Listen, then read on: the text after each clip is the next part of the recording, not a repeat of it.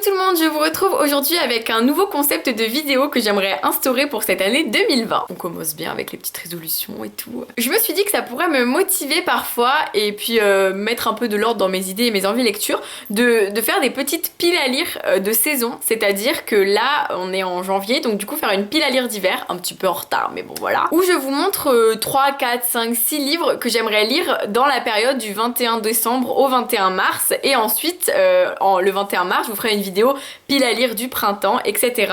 Et du coup voilà, faire des petites piles à lire pour vous montrer les livres que j'ai envie de sortir de ma bibliothèque pour les mois qui viennent et surtout pour vous demander un peu vos avis sur ces livres que je n'ai pas encore lus et que vous pourriez peut-être me donner envie de lire, me conseiller, etc. Donc aujourd'hui c'est la pile à lire de l'hiver 2020. Je vais vous montrer les livres que j'ai très envie de lire et puis voilà, n'hésitez pas en commentaire à me dire si vous les avez lus, ce que vous en avez pensé, s'ils vous font envie. Moi ce que je vous montre c'est juste le livre et je vous parle un peu du résumé mais pas plus parce que je ne les ai pas lus. Lecture prioritaire de cet hiver, je crois, ce serait Extincta de Victor Dixon, publié aux éditions Robert Laffont dans la collection R, évidemment. Je ne l'ai pas encore lu parce que, vous ne le savez pas encore parce que je n'ai pas encore fait ma vidéo j'ai lu, mais si vous me suivez sur Instagram, c'est le souffle des mots. Vous le savez parce que vous avez vu que j'ai fini le livre Nous sommes l'étincelle de Vincent Villeminot, qui est un livre un petit peu sur la révolution, le futur, etc. Et du coup, j'avais pas envie de lire Extincta juste après parce que j'avais trop peur de trouver peut-être des ressemblances ou quoi qui ne seraient pas voulues, hein, mais qui pourraient du coup, moi, m'embrouiller un peu, me perturber et ne pas me faire apprécier ma lecture à sa juste valeur. Donc je laisse un peu passer Nous sommes l'étincelle pour lire Extincta qui n'est pas du même sujet, je vais vous raconter. C'est un livre sur l'extinction, l'extinction de l'espèce humaine. En fait on est dans un monde où vraiment il y a déjà plus d'animaux, plus d'espèces, il reste vraiment plus que les humains qui se sont réfugiés sur les dernières terres qui leur permettent de vivre sereinement on va dire, et ils ne sont pas au courant mais ils vivent clairement les dernières heures de l'univers. Et de ce que j'ai compris, mais j'ai pas tout compris, on va suivre deux personnages qui vont se rencontrer, probablement s'aimer, et je n'en sais pas plus. Mais ce que je sais c'est que les avis sont hyper positifs. Enfin vraiment sur Instagram je n'ai vu que des avis hyper positifs, donc je me dis je ne peux que aimer. En plus c'est Victor Dixon, j'ai trop hâte de le lire. Enfin c'est un sacré pavé encore, hein. Il y a genre 600 pages presque, mais il a l'air trop bien. Si jamais vous l'avez lu, dites-moi en commentaire ce que vous en pensez. Puis j'ai reçu un truc trop bien, c'est Lou l'intégrale. C'est pas une nouvelle BD, ne vous faites pas une fausse joie, c'est l'intégrale de toutes les BD qui sont déjà sorties, donc du tome 1 au tome 8. Et en fait c'est vraiment tout mis dans une seule et même BD qui est bien épaisse, qui est un petit peu plus petite que les BD originales. Et en fait j'ai trop envie de relire la série Lou, ce que j'ai souvent fait, hein. Depuis que je suis petite j'ai souvent relu les Lou en entier, toute la saga à chaque fois. Je peux pas lire juste un tome, je suis obligée de relire du tome 1 jusqu'au tome que je veux lire, donc du coup ça sert à rien, je relis tout dans tous les cas. Donc là je trouve ça trop bien, en plus c'est hyper pratique parce que tout est dans un seul, donc si je m'arrête, voilà, je reprends tout ça.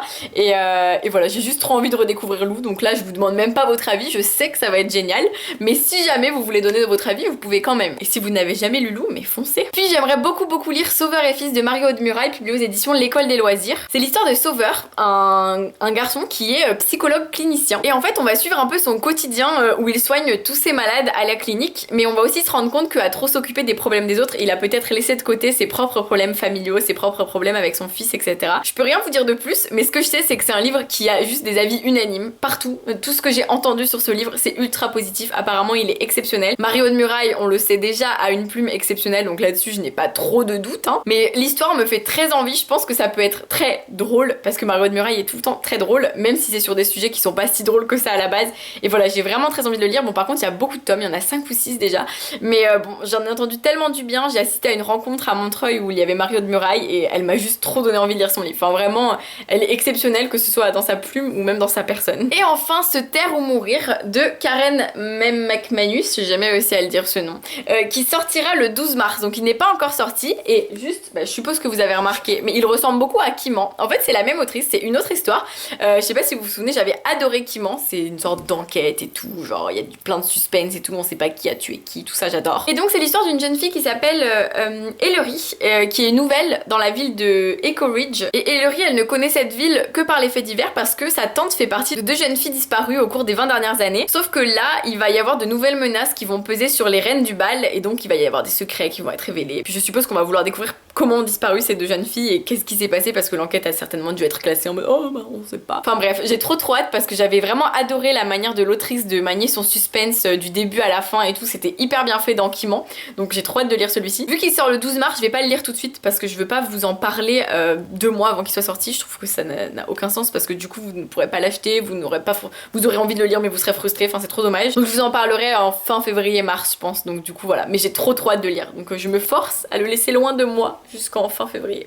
Je sais pas si vous aviez lu Kiman, mais si jamais vous l'avez lu, n'hésitez pas à me dire ce que vous en pensiez, moi j'avais adoré. Voilà, je sais pas si ce petit concept de pile à lire de saison vous plaît, moi en tout cas je suis contente de vous présenter ces livres que j'ai très envie de lire, ça me donne juste trop envie d'arrêter tout là et de les lire direct d'affilée parce que bah si je les ai mis là c'est que j'ai vraiment très envie de les lire. J'ai hâte de lire vos commentaires pour savoir vos avis sur ces livres et j'ai hâte de les lire et de vous en parler dans des vidéos que j'ai lues. Voilà, je vous fais plein de bisous, je vous dis à très vite pour une nouvelle vidéo et je vous souhaite de passer de très belles lectures.